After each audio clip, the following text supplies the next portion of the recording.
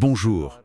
Aujourd'hui, on se penche sur des mouvements géopolitiques assez complexes et, disons, récents. De l'Iran, on va essayer de décortiquer un peu une stratégie iranienne qui a l'air de se jouer sur plusieurs fronts en même temps.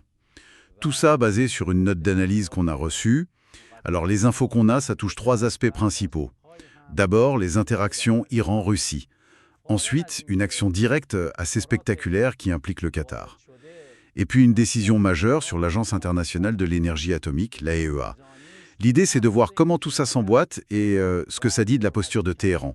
Allons-y. Oui, et ce qui est assez fascinant d'emblée, c'est justement cette impression que l'Iran est en train de jouer sur plusieurs échiquiers à la fois. Ça a l'air coordonné, mais c'est clairement une approche avec des risques non négligeables. Commençons par Moscou, si vous voulez.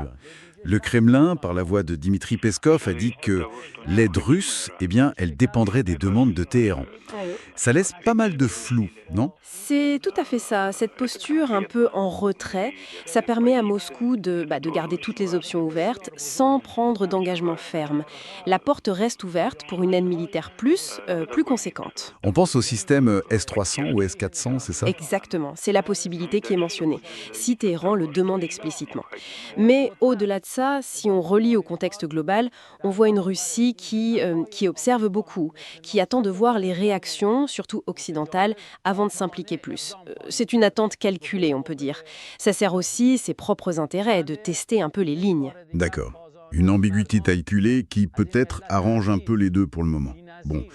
Et pendant que ça discute en coulisses, sur le terrain, il se passe des choses beaucoup plus visibles. La télé iranienne qui diffuse des images de tirs de missiles. La cible apparente, la base américaine Al-Udeid au Qatar.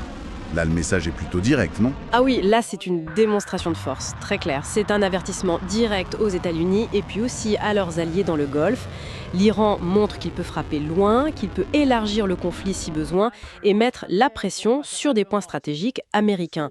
C'est de la dissuasion pure. L'idée c'est de dire attention, toucher à l'Iran aura des conséquences régionales. Mais est-ce qu'il n'y a pas un risque énorme avec ce genre de démonstration? Que ce soit mal interprété? Que ça déclenche justement l'escalade que ça cherche peut-être à éviter? Si, bien sûr, le risque est là, c'est indéniable. Ce genre d'action, ça flirte toujours avec la ligne rouge. Tout repose sur le calcul que l'autre va bien comprendre le message. Une menace sérieuse, mais pas une attaque imminente. C'est un jeu dangereux, oui, ça montre une certaine confiance, ou peut-être une certaine audace de Téhéran, dans sa capacité à gérer cette tension. Ce qui nous amène assez logiquement au dossier nucléaire, sans doute le plus sensible. On apprend que l'Iran a approuvé un projet de loi pour cesser la coopération avec l'AIEA. Qu'est-ce que ça implique, ça, concrètement?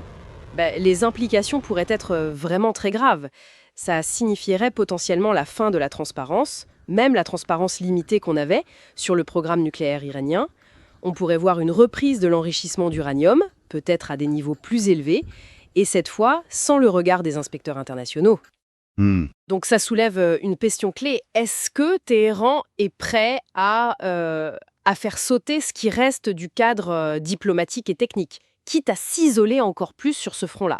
C'est un pas majeur. Alors, si on essaie de mettre tout ça bout à bout, la Russie qui attend, la démonstration de force au Qatar, et ce durcissement sur le nucléaire, quelle image ça donne au final? Ce qui est vraiment notable, je crois, c'est moins chaque action prise isolément, mais plutôt leur quasi-simultanéité. On a l'impression que l'Iran n'est plus seulement dans la réaction ou la défense, ils activent trois leviers en même temps. La diplomatie militaire, un peu ambiguë, avec la Russie, la menace directe, la confrontation sur le terrain avec le Qatar et les USA, et puis la remise en cause des règles internationales sur le nucléaire via l'AIEA. On dirait une tentative d'imposer un nouveau rythme, une nouvelle donne régionale. Et l'analyse suggère que le pari derrière tout ça, ce serait que le monde actuel, plus divisé, moins uni qu'avant, serait moins capable de réagir fortement. Moins de sanctions, moins de réponses coordonnées. C'est une lecture qui se tient, oui.